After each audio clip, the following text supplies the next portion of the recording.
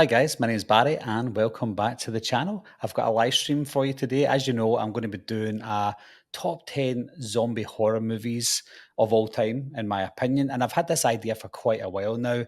But what I really wanted to do was kind of share my opinions with someone else and see what their top 10 is as well. And luckily, my friend David Effrey has decided that he wants to do a top 10 as well. And what we're going to be doing today is sharing each other's top 10s and seeing how much they differ. So, without further ado, guys, here comes Mr. Davey Defray. How you doing, How's it Davey? going, everyone? Doing great. Thanks for having me on, Barry. This is I know I've said it a whole bunch on social media all over. People are probably like, shut up about it, but it's an incredible honor, man. I've been watching you for a really long time. And to just kind of get noticed by other content creators here in the community and to be able to be a part of this video with you is awesome. And it's kind of surreal. So thank you so much. No, it's not a problem. Again, thank you very much for coming on and accepting to come on as well, Davey. One thing I do love about your content and your opinions as well is that there is a lot of things that we agree on, which I know that you Hmm. know that, but there's a lot of things that we definitely would disagree on, and I can kind of Yeah. I feel this list being slightly different from each other. I can't imagine my 10 are going to be the same as your 10, so Yeah. it will be quite interesting to see the stark difference because I think there will be quite a difference in Okay. our top 10. Now, I don't know Davey's top 10. Davey doesn't know my top 10. One thing I did say to Davey is it needs to be, and again, his top 10 might be different, but it needs to be zombie films. And I don't mean it has to be strictly like George A. Romero's zombies. It can be all types of zombies, but it can't be ones that feel like they're not zombies. But if you do say ones that are definitely not zombies, but you think they're zombies and you've got a reason for it, then absolutely fine. Because there is one on my list that I consider a zombie movie because I feel Okay. like the characters are zombies because they've got Mhm. zombie traits. But maybe you would be like, oh, wait a minute. I don't really think that's a zombie or not. Is there anything on your list without saying it that you think might not be considered pure zombie?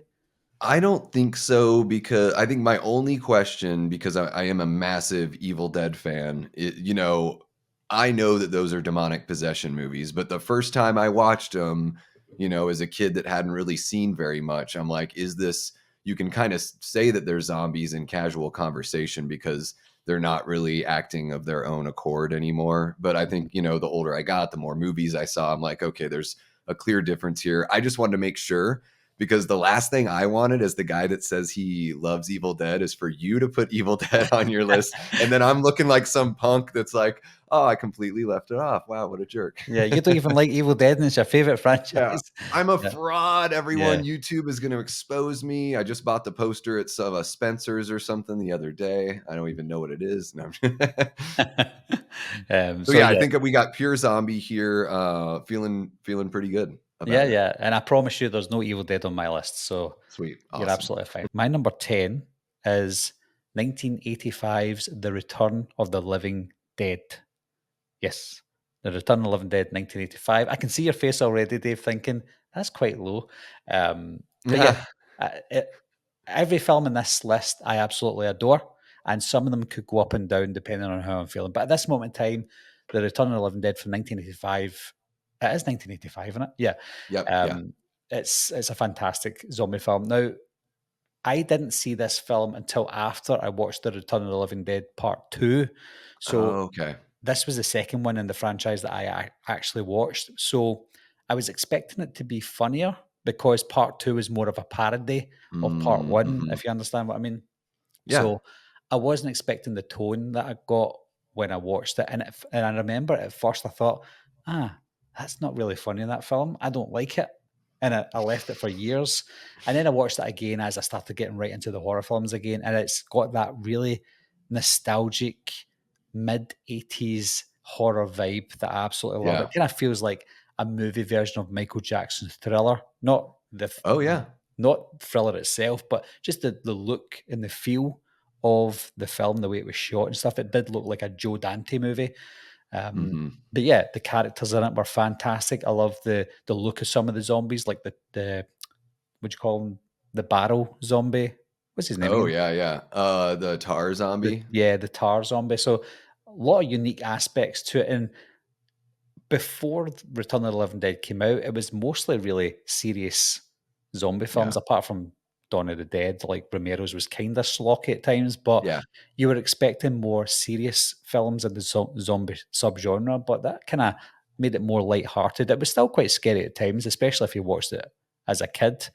Mhm, But yeah, I had a lot of fun with it. I rewatched it again a few months ago. Didn't watch it for this video, but I remembered it freshly anyway. And I mhm. still had a lot of fun with it after 30 years or so. So yeah, it has to make the list. It's just not anywhere near the top.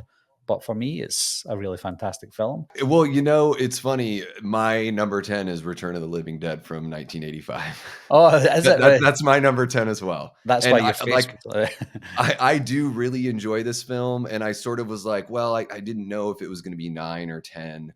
I think what it is for me is, you know, maybe the comedy aspect of it is sort of what brought it not a little down further in the list, but like when I just compare it to all the others, I think I enjoy a little bit more of some of the other serious tone a little bit. So but yeah, I mean, certainly I have a great time with this film. I love Tom Matthews as a performer. I really love Clu Gulager. When he comes in with that members only jacket and he's just like telling them that they're a bunch of morons and like, what the hell are you doing? And he just takes charge, even though this is a situation that's beyond control at that point. Like, I really love his performance there. I love the punk rock aspect. I'm a big Yeah. punk rock fan. So, of course, that Linnea Quigley's dance is worth the price of admission alone. Hmm. And it's just, other than that, I mean, it's still just a really fun, like rock and roll kind of movie that's relatively easy to watch.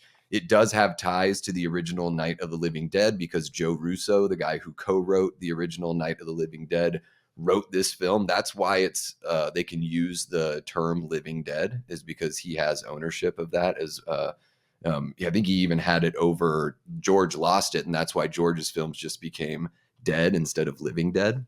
Oh, I didn't And know that. so that's a nice little tie-in to, to where it all started. They kind of hint at the events from Night of the Living Dead in Return of the Living Dead, but they don't use any of that. They don't call it out exactly.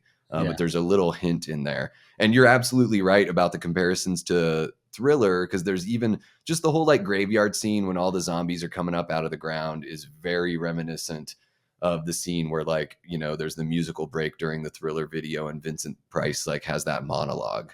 Hmm. Very reminiscent of that. And who doesn't love slide tackling zombies in the mud? I mean, it's really, really fun stuff for sure. Number nine for me is George A. Romero's Day of the Dead.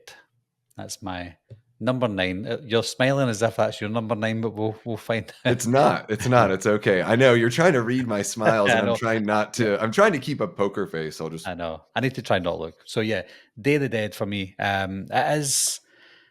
Well, I was going to spoil something there, but I'm not going to say. But yeah, Day of the Dead again, fantastic film, and like you said, I don't know if you said it off air or just at the start there. Oh yeah, you said it at the start, where it is more bleak than the Mhm, likes of Night and Dawn. There's a lot more at stake, I feel, with Day of the Dead. It feels a lot more claustrophobic as well. A lot of it mhm, takes place down in the bunker and stuff like that. So yeah, it's a lot more of a claustrophobic style George A. Romero zombie movie than the previous two. Um, what There's one thing in it that I thought maybe they took a little bit too far, and that is his name Bub? mhm, Bub, yeah. With Bub being able to learn, I know they have to kind of evolve the zombie films because it's the third one that he's done.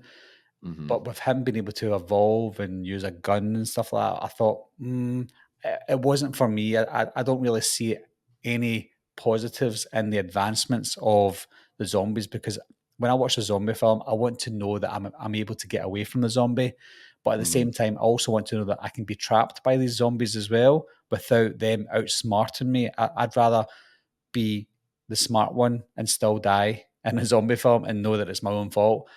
yeah. Um, but yeah, I think the characters were great in it. There was characters in it that I absolutely hated as well, but I loved to hate them as well. Yes. Yeah. So yeah, it's a great all round film. But I did have a few issues with it. But one thing, the funny thing is, I have more issues with this film than I do Return of the Living Dead, but there's something about this one that was more professionally made, more at stake, Mm, and the zombies looked a little bit better as well. And because it's George A. mhm. Romero, I respect it a little bit more. I know that maybe that's not a good excuse, but I do. So yeah, number 9, Yeah, and Day of the Dead. Savini's effects, I think Yeah. Oh yeah, I alone, forgot to mention. I think it's his best work for Mhm, any of his films that he's ever done, and he's not done bad effects on any film. You know, I mean, it's you look at everything he's done from The Prowler to Friday the 13th Final Chapter and the George movies, and I think this one is the crown jewel in the Savini crown for sure. mhm. My number 9 is Train to Busan. Mm, That's my number 9. I mm, recently saw this film for the very first time and enjoyed so much about it. The things that I didn't enjoy too much didn't really pull me out of it, while I was watching. And I liked that they essentially go with a George Romero style kind of rules, but they also make up some of their own rules that work within that frame.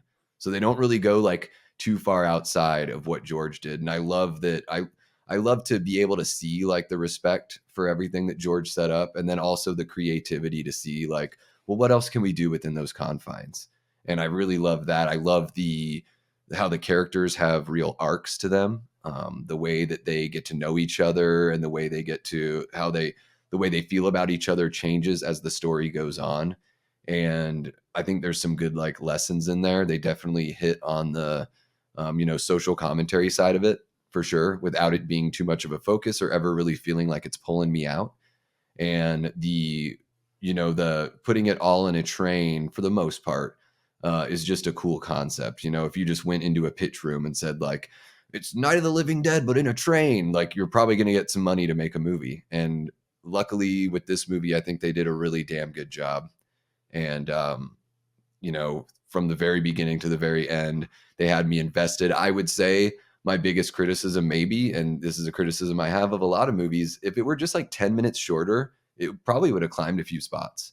I think sometimes, like, and I don't know if it's different, a cultural thing, because I noticed this in Godzilla Minus One. I think I liked it a little bit more.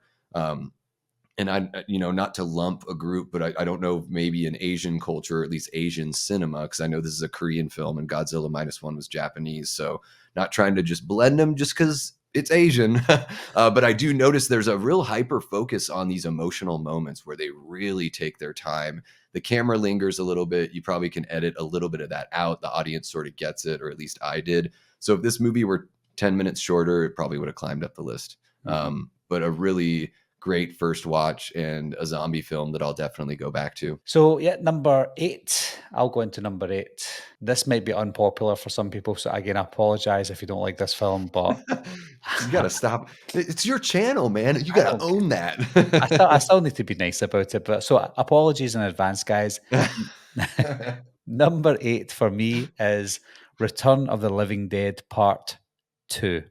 Yes, the one that I know people hate, and I know that possibly Darren and Frank from the Slaughtered Lamb Movie Podcast absolutely hate this movie as well, and Frank's out of here. yeah, he's away. So I can and again, I completely understand why people don't like this movie, but it's the nostalgic pull that I have for this one. This is one of the very Mhm. first zombie films that I ever saw as a kid. It was one of the first horror films I saw in the video store that I thought I need Yeah. to rent that. See that front cover? Mhm. It's like it reminds me of like Fright Night or People Under the Mhm. Stairs. And it captivated me as a kid. And for years I would say to my mom and dad, please, please, can we rent this movie? And they'd be like, nah, nah. Until eventually they did. They rented it and I absolutely loved it. I know it's got some cheesy moments in it with like Michael Jackson thriller. Ugh. Yeah. It's so corny, it's so cheap and nasty, and it's completely far away from what the original was like, Return of the Living Dead. But the original Return of the Living Dead did have comedy in it. This just kind of Mhm. amps it up a little bit. It had returning characters as well with Kluga Luga and Tom Matthews as well, who were fantastic in this. I preferred them in this one way more than I did Okay. in the original one. I think the only issue that I had with it is the characters weren't as strong and defined as they were in the first film, but the look, the aesthetic, everything about this film is great. I love the fog machine, clearly fog machines going around the graveyard when everybody's coming up from the dead. The Mhm. little, I love the idea of an isolated cul-de-sac, like like the burps, like they've got like a Mhm. little cul-de-sac where they're living alone. And this was Yeah. a place, as if memory serves me right, the cul-de-sac that they lived in was still being built, so not a lot of people lived there. So I felt that sense of isolation. Also, Mhm. I don't want to go on too much, but the um, the little kids in the film, they went to the graveyard and they were jumping about the streams and stuff. That reminded me of me as a kid because I used to Mm. do that stuff when I was watching that movie. And I'm like, oh my God, that's me. I'm going on this adventure to find zombies. So I've just got so much great memories of this film. It's not the best made movie, but to me, it has to make the list because the nostalgia is just so strong. I can't, Okay. I can't knock it. So apologies. I know Oh people my hate it. gosh. So If you apologize one more time, no, I'm just I know. I'm sorry for apologizing. Yeah. Well, So, my number 8 is Zombieland. oh, This one is really fun. And again, maybe some of the more comedic ones, or maybe because it is a little more comedic, it's not higher on my list, but I really love the structure, the narrative structure of this film.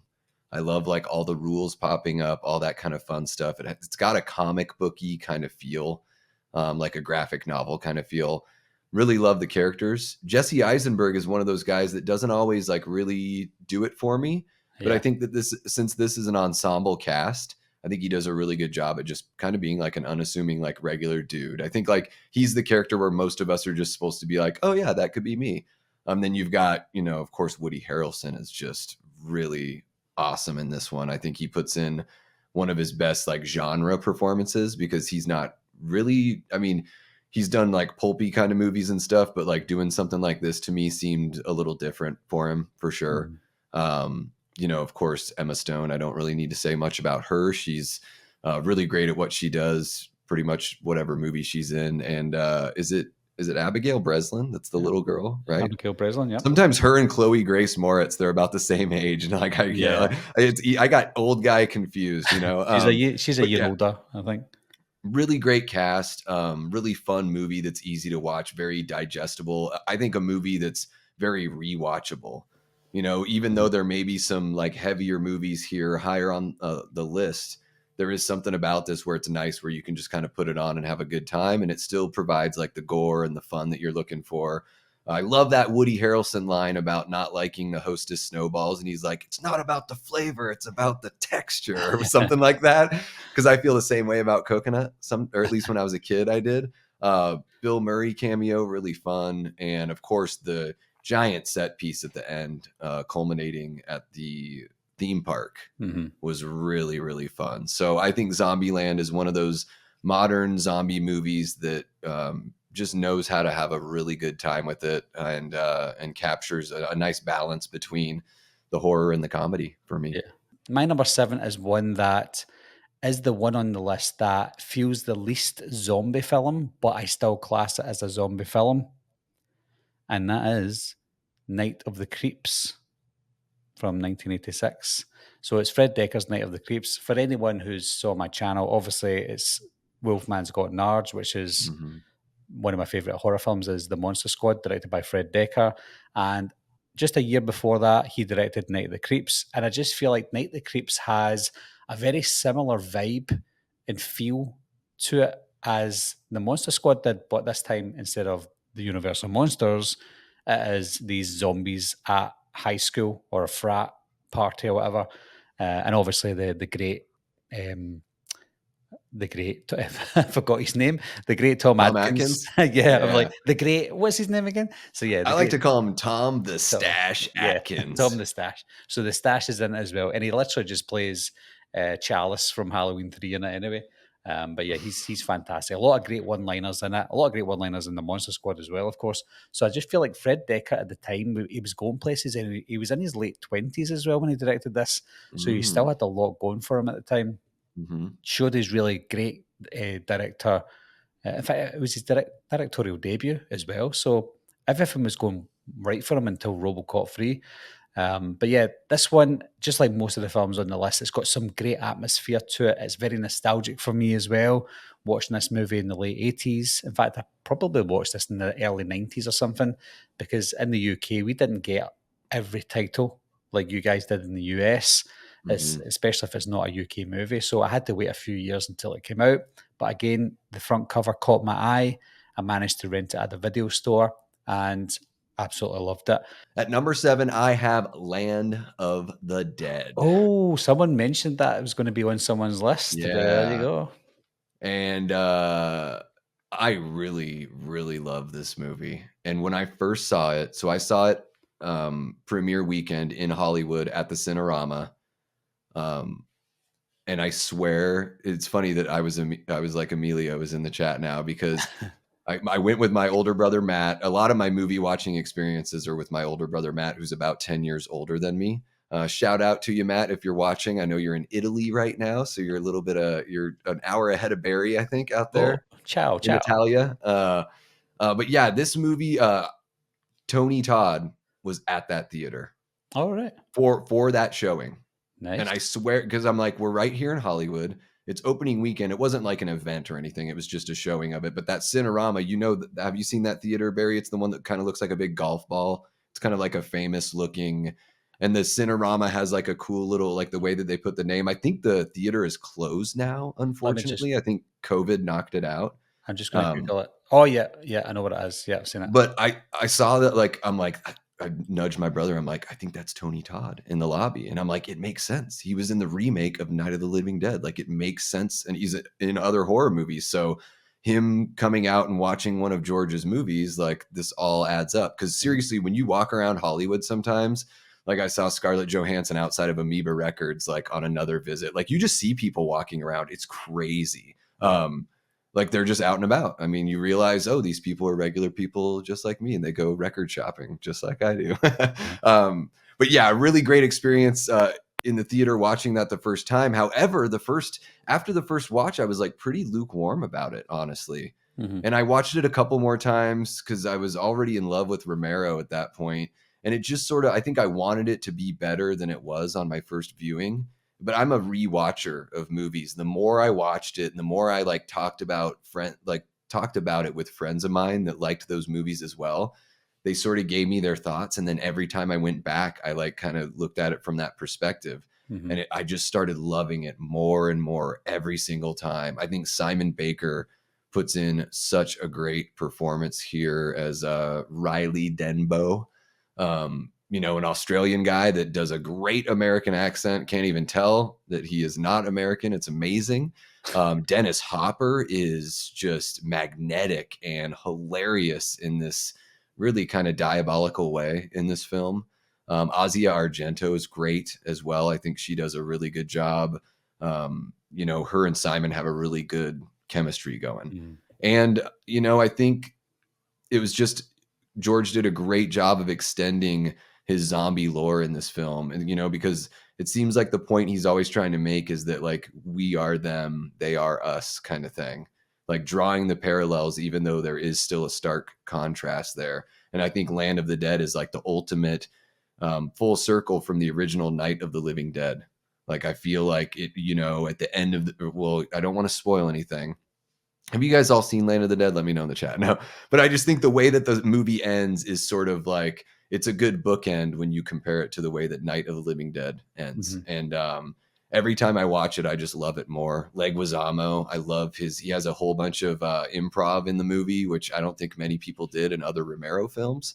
But I think it's some of Leguizamo's like funniest material Mhm. that he has in his whole career. So Land of the Dead for me it's a big one. I absolutely love this movie, even though it's ranked number 7.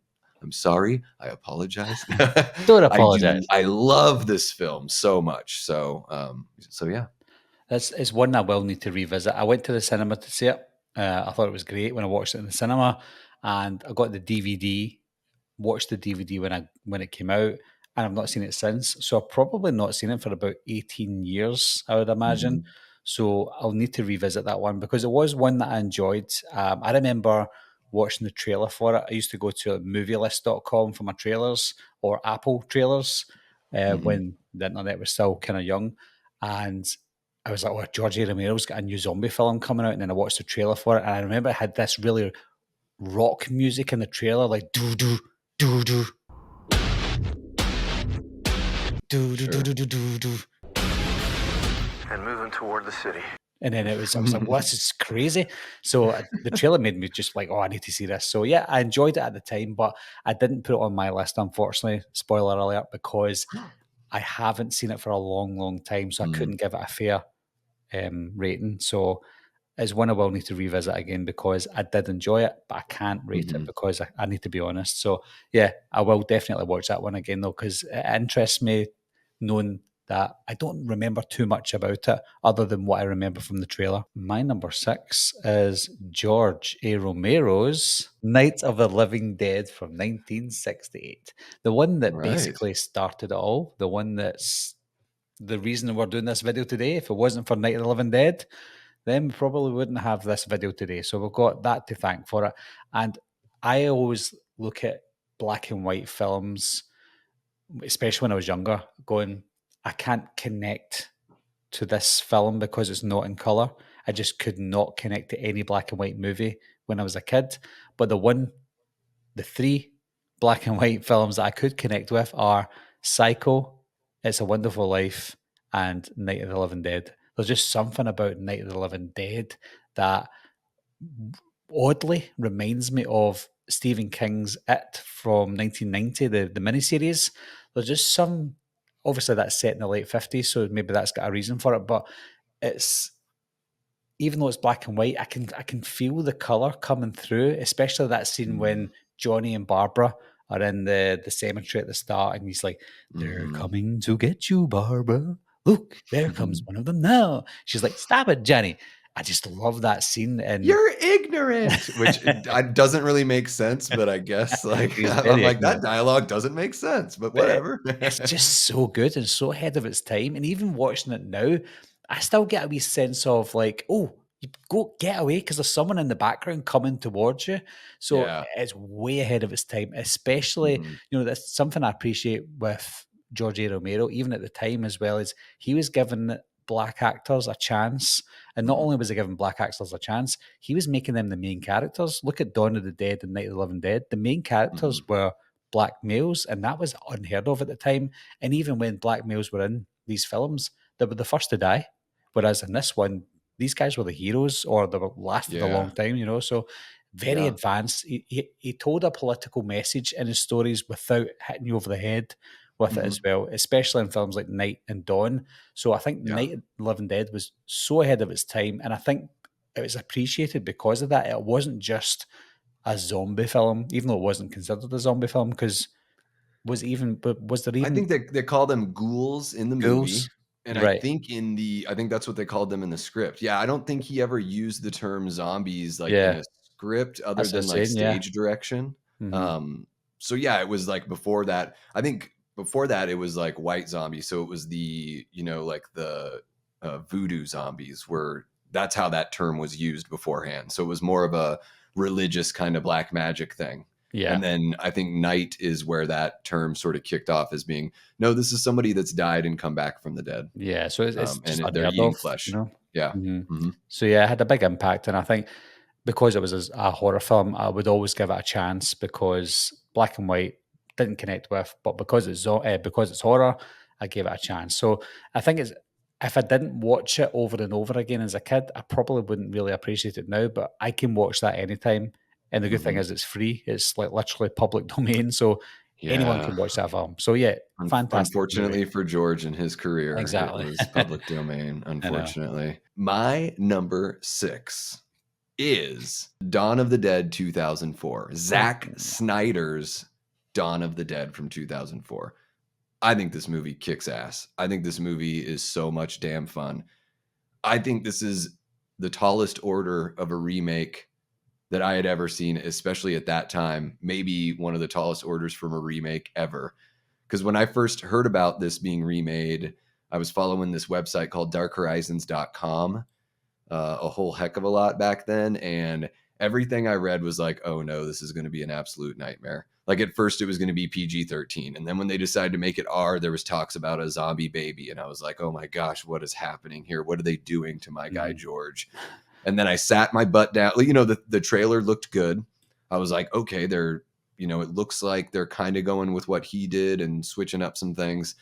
And sat my butt down in the theater. I was like 21 years old, or right, about to turn 20. Oh yeah, about to turn 21. Or no, yeah, I was 21. I don't even know why I'm talking about my age. Skip that. Cut that out. No, you're going to be 22 in May, though. I was in my early 20s, and I loved it so much in the theater that I went back the very next day and watched it again. And I think what Zack Snyder did here by making the cast larger. Also, James Gunn wrote the script, which I think is something it's something of note, especially now with James being in the position he's in now. It's really cool to see that he started out writing terrible movies like Romeo and Juliet, and then, graduated to like, Scooby-Doo, Dawn of the Dead, and now he's in charge of the entirety of DC. It's kind of wild. And you can see why he is picked for that job, because you've got this movie that's got like 15 or so leads. It's a real big ensemble cast, so they're able to knock people off but still get to spend some time getting to know people. There is the classic struggle, human versus human struggle that George always has in his movies. So I love that they kept some of those tenets of Romero's film, but definitely upgraded it with the fast zombies. And just it just felt modern. So I felt like Zack Snyder did a great job. He's a super stylistic director. And I think he did a really good job at respecting what George did, kind of making it his own. And I was so wrong about my feelings about Dawn of the Dead in 2004 before it came out, because once I saw it, I fell in love, and it was an absolute riot in the theater. People were just cheering, and it was crazy. So yeah, Dawn of the Dead 2004, number 6 for me. My number 5 is World War Z from 2013, the newest movie on my list, which is 11 years old. World War Z, the one thing about World War Z, especially in modern films, that I absolutely appreciate is the fact that we get to see the apocalypse or the zombie outbreak unfold. There's so many films that miss that out completely. So many TV shows that miss that out. The one part that I really want to see, if you look at the Walking Dead TV show, Rick wakes up in a hospital and we miss the whole outbreak. And then The Last of Us came. I didn't play the game, but The Last of Us came out, and I noticed that they were showing you the outbreak, and I'm like that to my wife. Oh, wait a minute, this could be really good. And then it cuts to 30 years later or whatever. I'm like, we don't get to see the full outbreak. So something that's missing from it's probably budget issues as well, but there's something that's missing from zombie films is that outbreak, seeing it spread so fast. I think because World War Z had a budget of like $170 million or something. It was massive. You have Brad Pitt in there, so money is not an issue. Like so they were able to splash the cash, and they were able to show us the zombie outbreak. And if you look really hard at the outbreak, you might see me. You never know. They filmed it in Glasgow, so like they filmed it in a place called George Square in Glasgow. They made it look like Philadelphia or something, but it was filmed in Glasgow. So we were all standing behind this barrier so that they could film.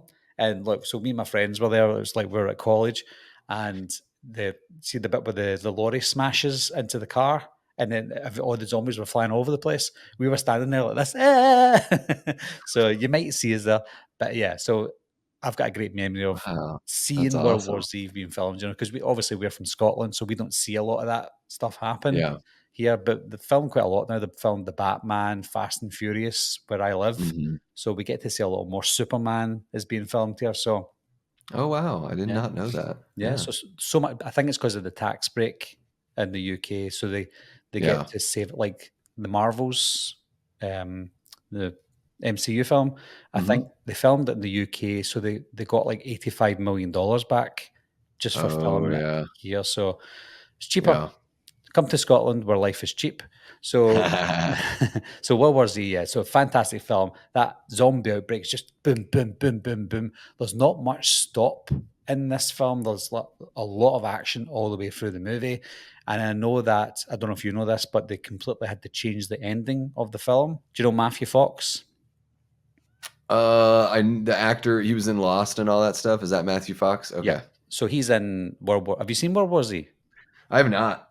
Oh, I right. have Okay. not seen World War Z, and I think I'll let you finish your thing, Right. and I'll tell you why I didn't go see it Right. or Okay. haven't seen it yet. I'm not going to tell you the ending then, because the ending, there was an ending that was filmed and they had to completely change it. And because they completely changed the ending, Matthew Fox looked like an extra in the film, like he was a nobody. Mm, And I'm like, when I watched the movie for the first time, I'm like, why is a big actor like Matthew Fox, because he was massive at the time still, like, mhm. why is he playing an extra in this film? That doesn't make sense. And then Yeah. when I read about it and I saw that they had to redo the ending, I was like, okay, that makes sense. Gotcha. Okay. So yeah, I can't say too much then, but I think you might get a kick out of this film because it's so Okay. fast paced. My number 5 is George A. Romero's Night of the Living Dead from 1968. Boom. Oh, There it is. A lot of things that you said there, Barry, I don't really need to go into too much, but mhm, very similar in that the first time I watched it, I was actually probably like 15 or 16.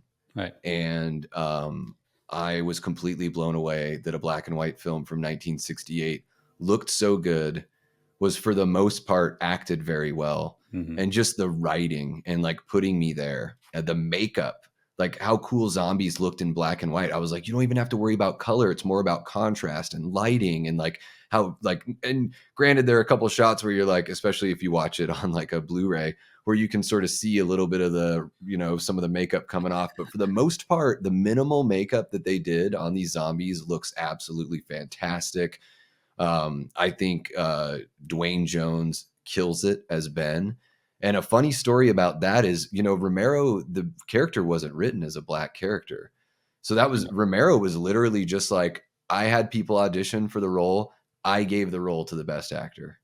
He was never written as a black character. And it just happened to be this happy accident that the way the film ends and the way it all goes is put together, that it lent itself to social commentary. Mhm. And it is really cool to see, and it's not really made too much of a thing in the film either. There's never a moment where like Mr. Cooper says something like outwardly, like he doesn't use like a slur or anything. Yeah. But you can definitely tell that it's these two dudes that both of them want to be the alpha. Both of them think they're right. And then even though Mr. Cooper is technically right, in the end, he definitely doesn't have the right way of going about it. I think that's an interesting tinge to Night of the Living Dead that not a lot of people talk about, is that Mr. Cooper was absolutely 100% right. Barricading yourself in the basement was the best possible scenario, but he had a shit way of making it, communicating it to people, and basically just threatening people with barricading them out. But yeah, and then, I mean, it's crazy too that the day that they finished filming and they put the film in the can and they start driving it to LA is the day that Martin Luther King Jr. was shot and killed.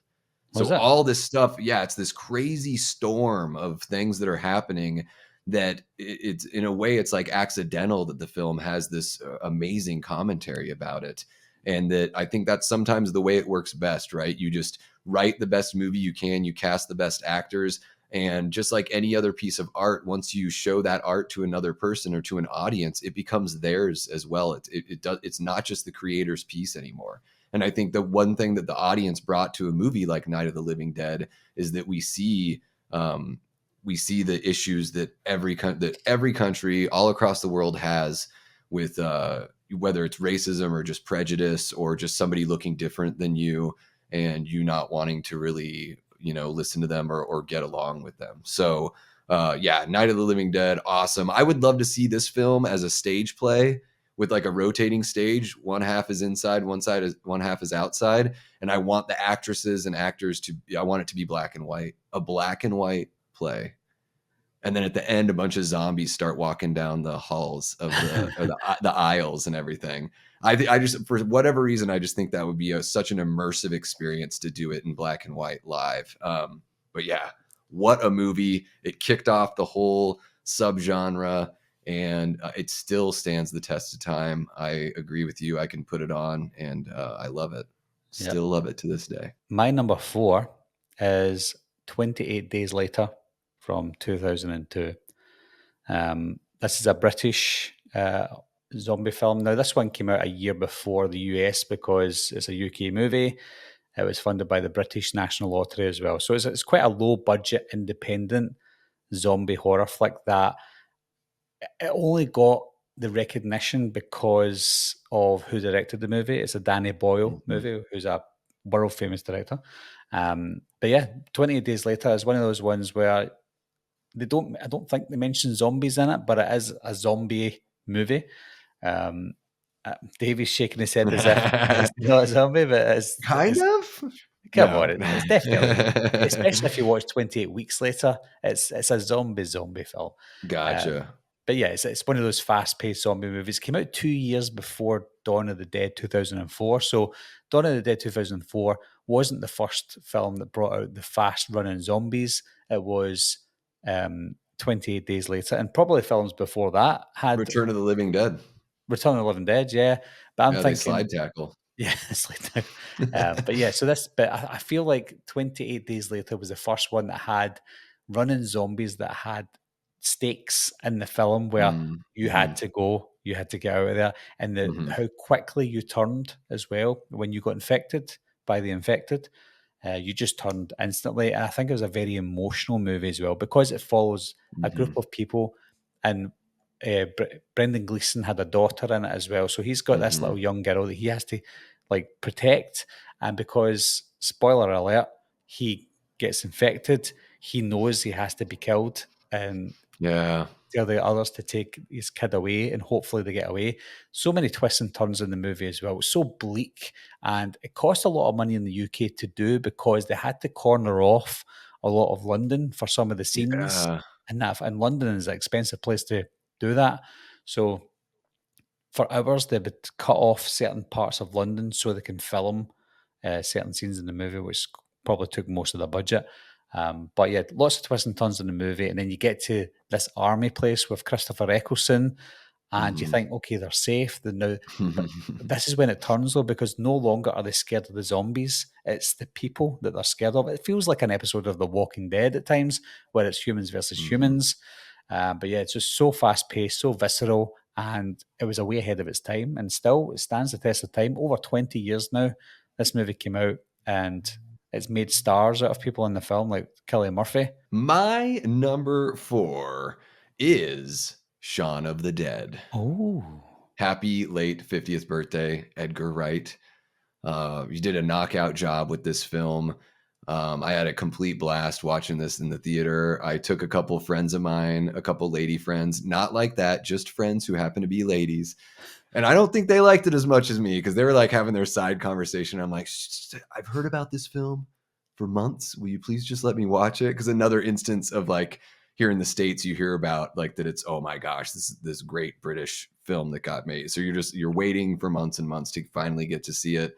I love the sense of humor. I mean, obviously the Edgar Wright and Simon Pegg writing together is just really impressive. And I loved how, again, they pay homage, tons of nods to Romero.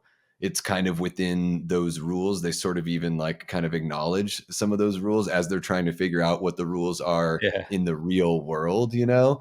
I love just how Sean's kind of a loser, and this whole experience is like kind of what makes him a man in a certain regard. I think that's a cool way to sort of like work that into the story. So it's sort of like a buddy comedy meets a love story meets a zombie movie. It's got like all of this wrapped in, a whole bunch of great performers that I've seen from so many awesome TV shows and British television. I can't think of the actor's name, but the guy that was in Black Books is so hilarious. The guy that plays David Dabbs. He is just such a terrible person, but it's a great performance, right?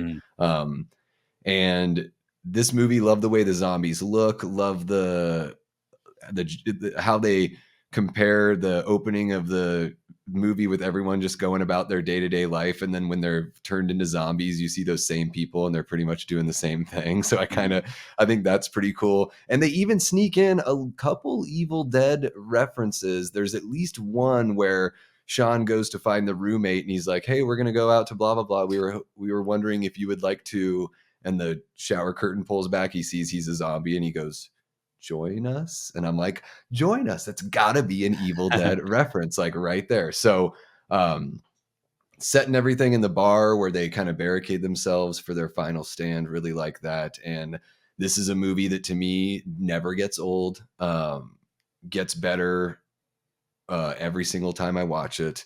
I love Bill Nighy is, love him in so many films, but in this one, I think he definitely elevates everything else that's going on for the short time he's in the film. And yeah, this is an absolute triumph. I'm so happy that George was still around when this was made and that he was able to connect with those guys and get Edgar and Simon to appear in Land of the Dead as a little bit of a thank you. So yeah, really great. I would love to see some more zombie comedies that kind of hit this sort of balance of tone. And so that's why it's up as high as it is. It's a classic, modern classic. Number 3 for me is Dawn of the Dead. George A. Romero's Dawn of the Dead. So, yeah, I think Dawn of the Dead is on. I'm not saying it's on your number one, but it is number one for a lot of people. I mean, a lot of people. I've asked people before I've done this video personally, what would you say is your number one zombie film would be? And they all said Dawn of the Dead. I'm like, right, I'll take that into consideration. But yeah, it's a fantastic film. For me, again, just like Day of the Dead, it's got that sense of isolation. But in this one, they have more fun with the isolated scenario. I always had dreams, even before I watched Dawn of the Dead, I always had dreams of being able to run around in a shopping mall, just free. I can do whatever I want. Yeah. Yeah, you go to any store you want, take whatever you want, and everyone else is outside. That's a dream scenario. And I've got a funny feeling that George Romero had those dreams as well. And he's put them into his film. He's taken, again, political things, put it into the movie, but not hit you over the head with it. He's given us a zombie film, a sequel to Night of the Living Dead, and he's put in a dream scenario that he's probably fantasized about, just like everybody else. So yeah, I think it's a great scenario. Yes, there's some cheesy moments in it, and that's the reason why it's not number one, because there's some moments in it that take me out. Like, remember when the bikers go into the place? Yeah, the pie fight. Yeah, like yeah, exactly. So I'm like, some of the music was a bit corny. Some of the music was great, but some was quite corny as well. I'm like, that's Goblin for you. Yeah, definitely that kind of vibe for sure. It just felt like it was getting serious, and then it didn't, if you know what I mean. So I'm giving you some negatives, but I really shouldn't, because it's an almost perfect film. It was infinitely better than Night of the Living Dead, and even that is almost a masterpiece. So I hold Dawn of the Dead at the highest regards. It's just not my number one or my number two. Dawn of the Dead 1978 is my number 3 as well. Oh, yeah. The only reason I'm showing some of these is because we both said them, so it goes up. No, it works out. Yeah, it's perfect. Yeah. And this movie, man, the first time I watched it, I was probably like 16 or 17. Not long after seeing Night of the Living Dead for the first time. In my little tiny hometown of Juneau, Alaska, it's 30,000 people. There was one video store, one mom and pop video store that had a copy on VHS. And everyone that loves Dawn of the Dead knows that it's nothing new that this movie goes in and out of availability. It's just so expensive, tough to get a hold of. I think even now, I think the Divimax Blu-ray is the last Blu-ray release of this one. I don't know, and that must have been, who knows, almost 20 years ago now at this point. So it was a really special kind of gathering for me and my friends to get to watch this film together. It took me through so much emotion. I mean, I think we can forego spoiler talk here. Like when Roger gets bitten, I had a pit in my stomach that felt like somebody that I really loved was going to die. And that's a testament to Romero's writing, that he gives you time to get to know these people. I think sometimes that's something that's like missing for me in modern movies, is that I want to get to know the characters.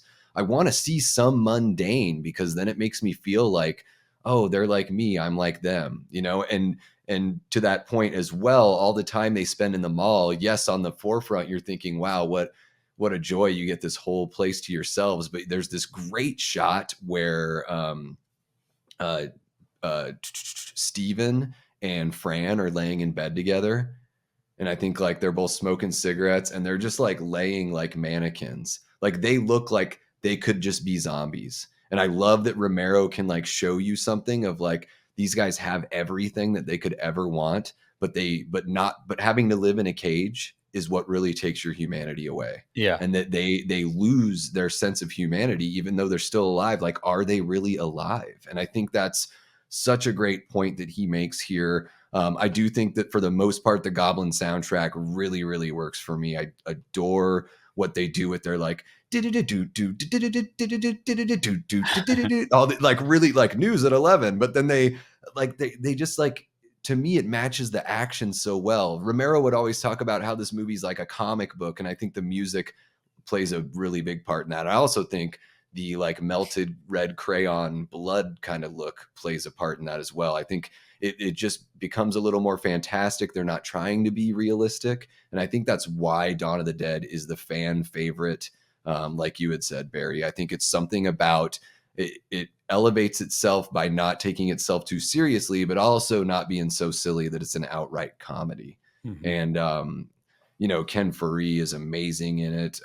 Scott Reiniger. I mean, all the performers I really enjoy. I even enjoy Flyboy, because he's got a little bit of a character arc. Like, he doesn't start out being the greatest guy, but they all realize that they need Fran to be able to be well equipped, and that it doesn't make sense to just try to sideline a person just because she's a woman, because there's only 4 of them and they need every single one of them to make this thing work. So yeah, Dawn of the Dead, gosh, I love this movie so much. And I think somebody had said which cut in the chat there. I think the director's cut, which is the theatrical cut, Romero got to do. So there's an extended cut, and I think people mistake the extended cut for a director's cut. But George was always clear about the cut of the film that's like the 2-hour standard cut is his cut. Mm-hmm. And then there's an extended version that's like 2 hours 40. And then there's like a European cut that Dario Argento put together that's a little shorter and takes out some of the humor moments. It leans in more to the gore side. So I imagine the pie fight's out of there, although it's been a while since I watched that. Yeah. And little tidbit, because you said that Romero probably fantasized about doing this, being in a mall. So malls were relatively new at the time. He actually went on a tour of a mall, and I think it was right before he like went to Italy to visit Dario, and he did a tour of a mall and was like, wow, what would happen if maybe some people like locked themselves in here during a zombie apocalypse? Because he wasn't even considering making a sequel to Night of the Living Dead. And then he told Dario Argento that idea, like, hey, I kind of have this idea of blah, blah, blah, blah, blah.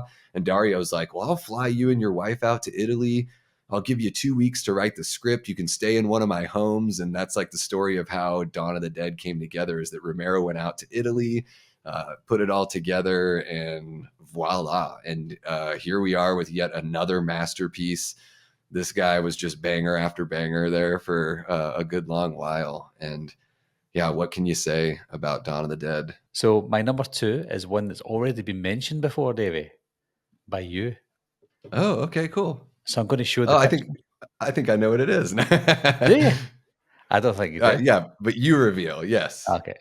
So my number 2 is Shaun of the Dead from Nice. 2004. Now, I think maybe the way I feel about this film, maybe you feel similar to Zombieland. I'm not too sure.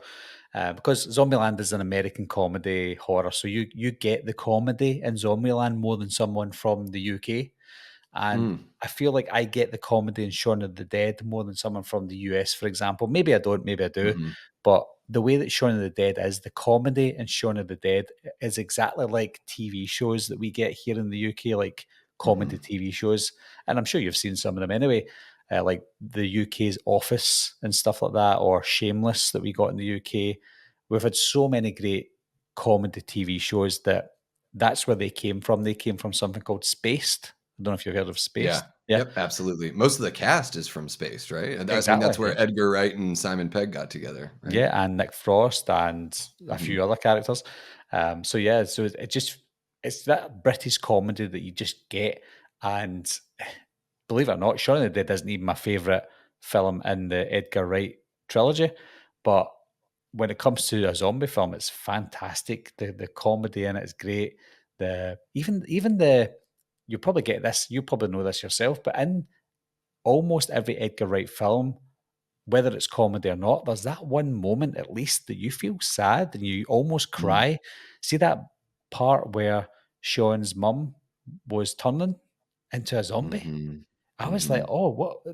I'm I supposed to be laughing right now, and I'm not laughing." Yeah, I mean, it's heartbreaking even when you know that he's gonna turn Yeah. because like they have that emotional moment in the car where he's like, I knew that I couldn't replace your dad. I just wanted to like do the best I could. I mean, like Oh, I'm getting goosebumps just thinking about it. yeah. And I think that's what makes it like you want your movies to have heart no matter what genre they are. Mhm. And absolutely, Edgar Wright is a creator that knows how to put heart in everything. I mean, even something as ridiculous as Hot Fuzz like has great emotional moments. I mean, it's a hallmark of good writing. Mhm. Absolutely, it hits you in the feels every time, Mhm. even though you know it's coming, you get it. And like you said, so there's not much more I can add to Shaun of the Dead because you've already hit a lot of the key notes. But the the references to other zombie films are so on the nose that they're so funny. Like when Sean was talking to his mum on the phone, and then Ed is like taking the phone off him, saying, "We're coming to get you, Barbara." It's Yes, just yes, so exactly. great, like so Yeah. obvious, so on the nose, and brilliant. And the way that they act when the zombies are around them, like for the first time, a zombie comes into their living room and like, "Oh my god, he's got an arm off," and Yeah. then they're in the garden and they're throwing their LPs, their vinyl. He's like, Yeah. "Batman soundtrack, throw it." It's Yeah. every time it's just so funny. But Yeah. yeah, I can't really add so too much about it. It's similar to 28 Days Later for me in the fact that it's close to home. I see the Yeah. houses of like my style of houses, the clothes that they wear. I recognize the areas and stuff. So it's Yeah. it's one that I'm very proud of. That it's a film that was made in the UK and it made its way all the way over to the US and Canada, and everybody loves it over there as well. And it turned Mhm. Edgar Wright, Nick Frost, and Simon Pegg into megastars, especially Simon Pegg. So Mhm. yeah, it's a film that just blew up. My number 2. Get ready to have your world rocked, YouTube. You ready? My number 2, Davy Death Ray's official number 2 zombie film of all time, Dead Alive, aka Brain Dead by Peter Jackson. This film is such a fun time, such a wild experience. I really want Peter Jackson to come back to horror because he does such a great job at blending horror and comedy and really basking in the blood of the horror. And I think there's something that you can see his influence from Evil Dead, obviously. And I love that he wears that on his sleeve. This movie is the bloodiest movie I've ever seen. Maybe 2013's Evil Dead outdid the blood just with that rain scene. Who knows? But the very first time I watched Dead Alive, I had just finished 8th grade. Some classmates of mine had a little get together at their house. A couple or set of twins had a little party over at their house. We rented Dead Alive. I don't know why we picked it. One of them, I believe Lisa, it was Lisa and Paige Mitchell. Lisa had to run to the bathroom and throw up during one of the scenes because it Lovely. just made her gag until she lost it. And so this film, I tried putting it on a couple months ago, and Kate was like, I don't know if I can watch this. And I'm like, well, if you can't handle what's happened in the first 5 minutes, then yeah, I don't think you can watch it because we ain't seen nothing yet. Because there's some like hardcore stuff in here. But I just think it's such a fun movie that plays with the zombie tropes, You get to, it's a different way for the zombie like apocalypse, so to speak, to kind of kick off with the rat monkey spreading the, disease or whatever. I think there's a really cool backstory here with Lionel, kind of being beat down by his overbearing mother, and him slowly like realizing what traumatizing event happened early in his life that he had blocked out because of his mother's grip and control. So there's a really cool, him having like this realization, but then also becoming like Ash from the Evil Dead, where he just over time turns into a badass. And when he rings that lawnmower and he's holding it up and he goes, "Party's over," it's like one of the greatest moments in zombie horror history right there. Gosh, there's so much to say about this movie. It cracks me up. It grosses me out. It is infinitely entertaining, and the practical effects and the editing in this film are some of the most impressive I've ever seen. I think that's what Peter Jackson does better than anyone else. There is a shot where a woman runs up to the camera, holds her head and screams, and without cutting, a fist comes through her mouth, and then it's a dummy on the zombie's arm. And how, I don't know how they made that cut, but that edit is one of the most impressive edits I've ever seen. And yeah, Dead Alive is very rightly deserving, in my opinion, of the number 2 spot on this list. My number 1 is, and I'll show it because you've already mentioned it, is Zack Snyder's Dawn of the Dead. What was that? Boo. Boo, yeah, boo, boo. So yeah, my number 1 zombie film is Dawn of the Dead from 2004. Now, George Romero's Dawn of the Dead is a masterpiece, absolute masterpiece. Everything I love about George Romero's Dawn of the Dead is present in Zack Snyder's Dawn of the Dead. That's what I feel. However, I think the only difference between the two of them for me is it feels like there's more at stake in Zack Snyder's Dawn of the Dead. It also feels that your life is on the line in Zack Snyder's Dawn of the Dead. It's more fast paced. There's almost zero comedy. There's a few comedy moments in it, but there's almost zero comedy in it. And there's a lot of scary scenes. I mean, I was 20 when I watched this film, but I still felt like, oh, this is quite scary. There's some scary moments all the way through the film. And I genuinely feared for every character who was not a zombie. And it still had the same beats as the original. They go to the shopping mall, but there's just so much more build up. See that scene where she escapes from her house from her husband and the little girl next door, Vivian. And as she's running out in the street and all these people are eating each other, people are getting knocked down by ambulances, everyone was going nuts. And then she was driving away and you see an aerial shot of her driving in I think it's a tanker or something, or a van hit a gas station and it blew up. I'm like, this is like massive. And didn't cost a lot of money, but it felt like a huge scale zombie film, something I hadn't seen before. The biggest scale zombie film is World War Z, but before that it was Zack Snyder's Dawn of the Dead. Yeah. You already covered quite a lot of this, but there was some social commentary in Zack Snyder's as well. But again, he was able to cover it and just subtly put it in there. There were some scenes I thought maybe it was a little bit too much, like the zombie baby. But it was like, ooh. It's so quick with the zombie baby. Yeah, it was it's all, yeah. He loves his slow motion shots of shells falling to the ground, doesn't he? Yeah. Kate and I just watched his Dawn of the Dead like a month ago, and I was like, oh my gosh, it's just like the beginning of Batman v Superman. You get to see the shell, slow motion of the shell. I'm like, he just loves that. Like every movie he has, if he can show that, yeah. So it's very, very early. Zack Snyder, and obviously James Gunn wrote the film as well. So yeah, so even though it's my number 1, I can't really add too much to it because you did cover it quite perfectly. And I can only say it just feels like the original, but there's more at stake. And we've got the running zombie as well. So yeah, it's definitely my number 1. I did do a 20th anniversary video of this last month as well that I spoke for about 20 minutes. So if you really want to know more in depth, then please watch that video. But yeah, Dawn of the Dead from 2004 is my number 1. My number 1 zombie film of all time is Day of the Dead from Oh, 1985, not the remake from '06 or yeah. whenever that was. Day of the Dead is easily my number one zombie film. It's my favorite of all Romero films, including his non-zombie films.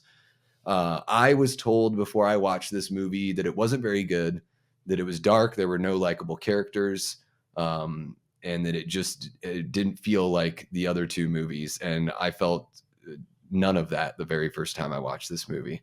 I fell in love immediately. I think, like I had said earlier, it's Tom Savini's best, magician job doing the effects. They're unbelievable in this film. They Mhm. are so real looking. The squibs have never been done better in any movie, I don't think.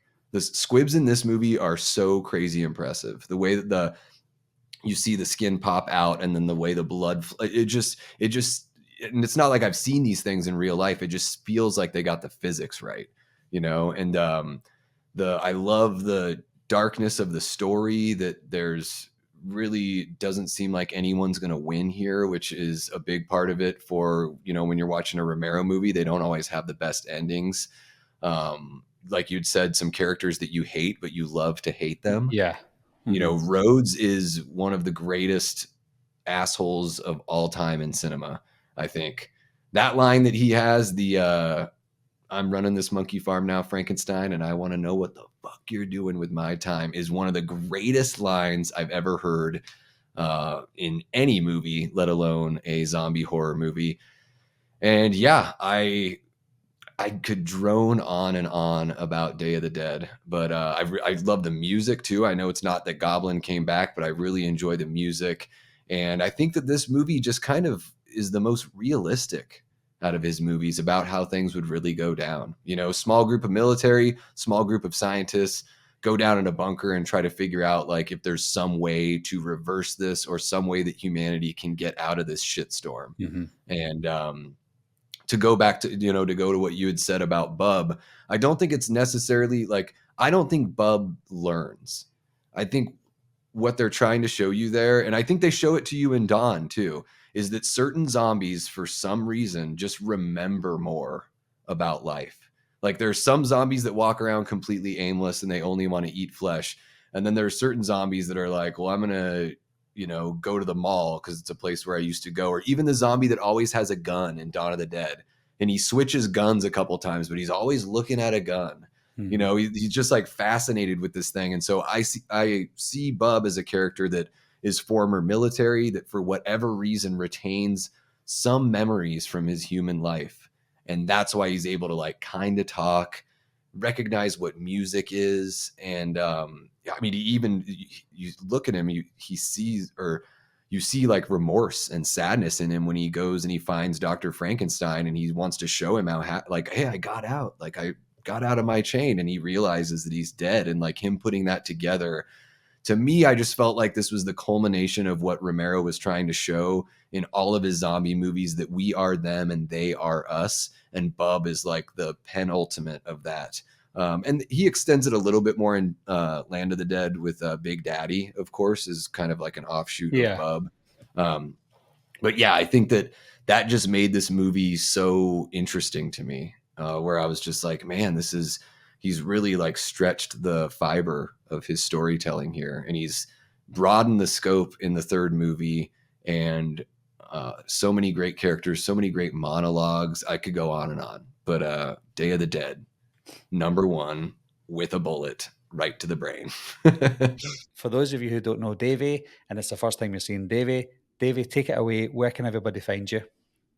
Yeah, so it's real easy. If you look up Davey Death Ray, I'm here on YouTube. I'm also on, Instagram, Twitter, and pretty much those are like my big three. So YouTube, Instagram, Twitter. I have a letterbox. I just don't use it very much because I usually go to YouTube with reviews and stuff like that.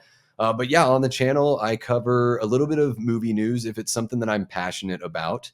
I think there are a lot of people that do, like, the standard movie news stuff really well. Don't want to step on everyone's toes. So if there's something I'm really interested in, I'll cover it.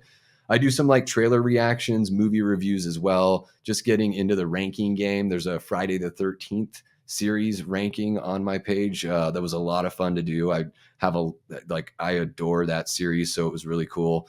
And really getting into the live game lately. So my wife and I started a show called Movie Date with Davey and Kate, where we talk about a movie that we're both really familiar with, and we share our memories of the first time we watched it. And we kind of do, it's sort of a stream of consciousness conversational review. It's not like a review by the numbers, but it sort of falls into that territory. I've got a show called Movie Punks with my bud Foz Rotten from West Virginia, where we cover a film that's got kind of a punk rock edge.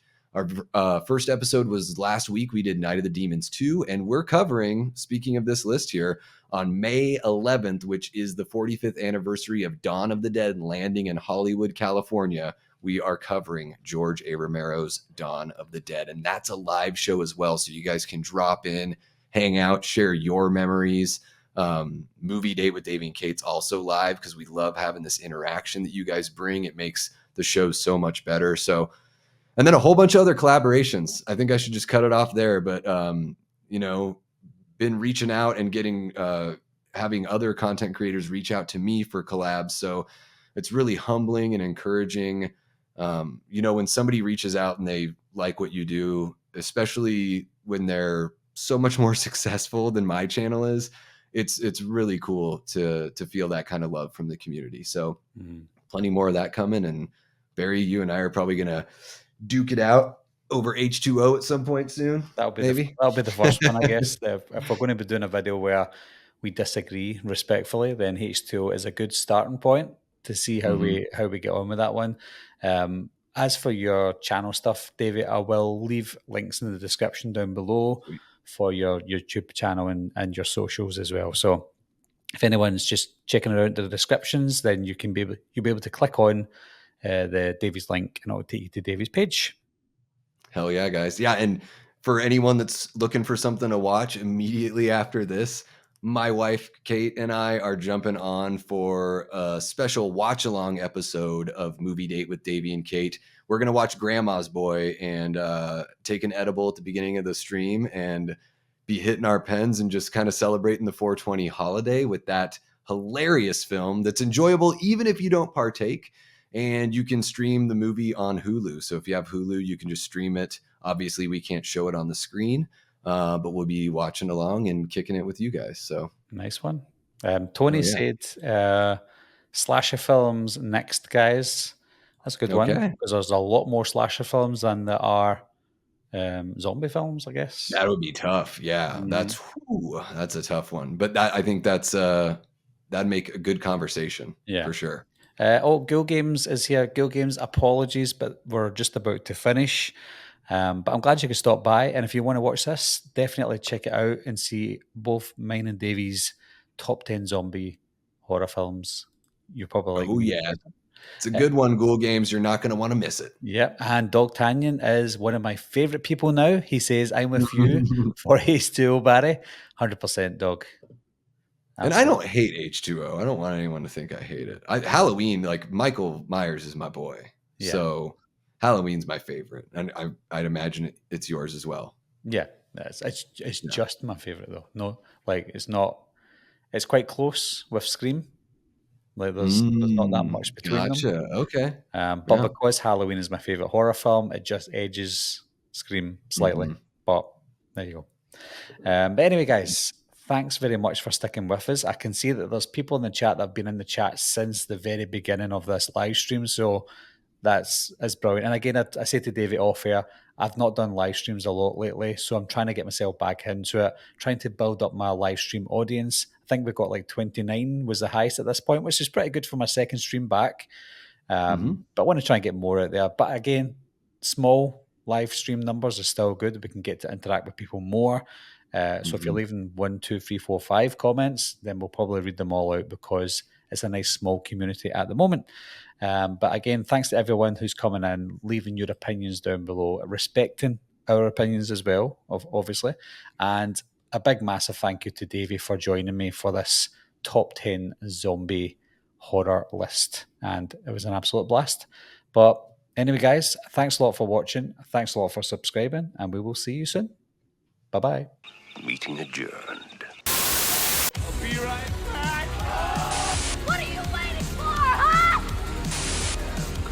to get you, Barbara. Ever played Skin the Cat? Someone's in the